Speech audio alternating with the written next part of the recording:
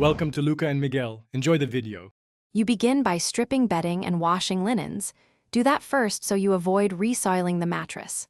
Once done, vacuum the whole surface with an upholstery tool to remove dust, crumbs, and hair. Spend extra time on seams.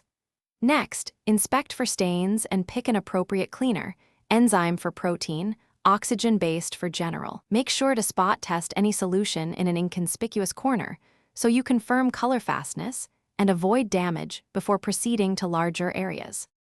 You now treat stains and refresh the mattress core. Apply an enzyme cleaner directly to biological stains and let it sit per directions. Blot gently, never scrub, which drives matter deeper.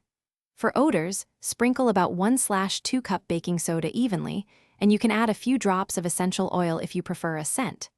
Once the deodorizer has rested for 8 to 24 hours, vacuum thoroughly.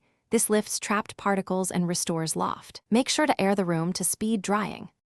You finish by ensuring the mattress is completely dry and protected. Use fans, open windows, or place the mattress in sunlight for hours. If using a hairdryer, keep it cool to avoid heat damage. Once dry, fit a washable waterproof protector and rotate the mattress every 3 months to even wear.